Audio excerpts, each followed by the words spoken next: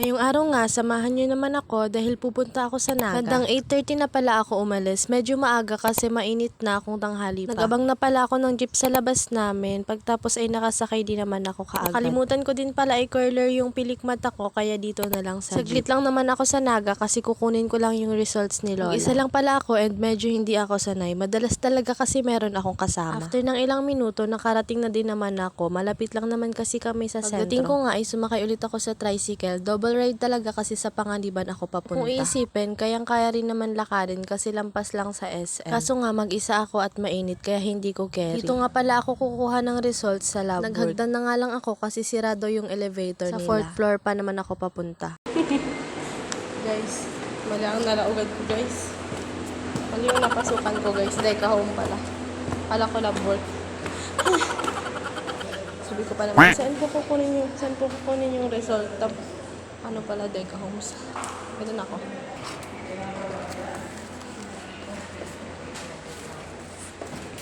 Yes guys, mali yung una kong napasukan. Akala ko kasi pang 4th floor na. Deca Homes pala yung napasukan ko at iyang-hiya nga ako kasi tumatawa sila. By the way, nakuha ko na pala dyan yung results. Mabilis lang naman kasi hindi na ako pinapila. Paglabas ko nga ay nag-abang naman ulit ako ng tricycle papunta sa sentro. Madami namang dumadaan kaya nakasakay din naman kaagad. Dating ko nga sa sentro, naisipan ko naman dumaan dito sa Jollibee kasi hindi pa ako nag-aalmusal. Kaso lang nung nakapila kami, biglang nag-brown out sa kanila kaya nag-close sila. Kaya naman dito na lang ako sa McDo nagpunta. Nag-order nga lang ako sapat sa akin. After ko nga mag-order, inantay ko na lang yung number Super ko. Saglit lang naman kasi hindi pa naman madami yung tao. Dito na nga ako pumesto sa may taas at sa gilid. Nakatalikod nga din ako sa mga tao kasi nahihiya ako kumain kapag ako lang mag-isa. Ewan ko kung ako lang pero masanay talaga kasi ako nang may kasama. Wala pa din talagang pagpabago. Super sarap pa din talaga ng chicken ng McDo. Mas gusto ko nga din talaga dito kasi only gravy na ikaw mismo ang kukuha. Ewan ko lang nga sa Jollibee kasi kailangan mo pang humingi sa crew kaya nakakahiya naman kapag pabalik-balik. Habang ina-edit ko nga to nagki-crave na naman tuloy ako. Sa mga oras nga na yan sumasakit na ang ulo ko. Pagka kasi nalilipasan ako ng kain tapos sobrang init, sumasakit talaga ng malala yung ulo ko. Pero hindi nga lang halata kasi maganda ako. Dinamihan ko na nga din talaga yung paglagay ng gravy dyan kasi why not, diba? Hindi pa nga yan kasi nahiya na ako, may nakasunod na kasi sa akin. Sa ganyang kain nga hindi pa ako busog, kulang sa akin ang half cup price nila. Siguro para talaga ako sa mga unli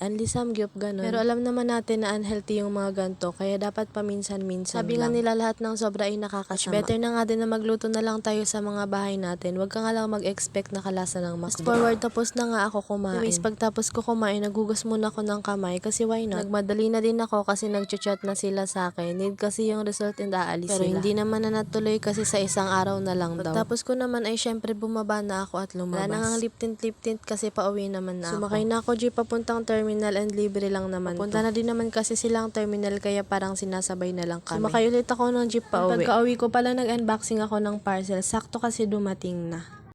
Dito na lang guys para mailiwanan. Ayusin natin yung bongga.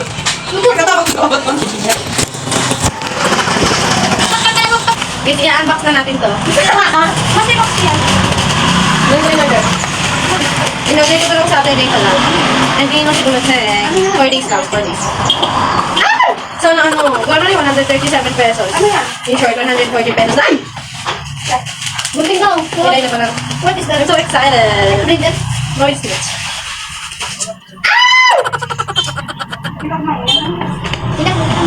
Wala, 129 pesos lang ako in-order. Cheap. Okay siya. It's like... Hindi yun lang yun. Walang siya kanil.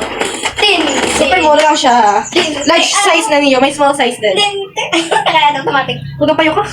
Ako tayo pati simuti. Glass. Pwede na sa mga chicken or meat and gulay. Nasa shopping lang yan. Matulog pati oh. Oh my gosh. Magagamit ko na eh. We're going to make chicken meatballs. Kaya naman niya. Which ang damage. It's so perfect. But, no. I'll give it this. Yan. Six. Puros lang siya turog. Kapal kang mukha. Mayong gino. Bye-bye! Isa na lang sa comment. Sila magtuturo. Yan po ang magtuturo. Nagkasakat agad sa mga kaso. Parang siyang puto. Bye-bye. Kung gusto nyo nga din nun, ilalagay ko yung link dyan sa comment section. Maya-maya pa nga mga tanghali, inaya naman kami ni Lola pumunta sa Karangkang. Nag-e-bike na nga lang kami pero tricycle talaga sinasakyan papunta dito. Pagdating naman namin, nagluto si Val ng fries. Tapos na din kami mag-lunch dyan. Sa mga oras nga na yan, sobrang sakit na ng ulo ko pero nakuha ko pa talaga mag-vlog. Before 6 naman ay umuwi na din kami. Kung nakaabot ka dito sa last part, thank you so much for watching. See you on my next mini vlog!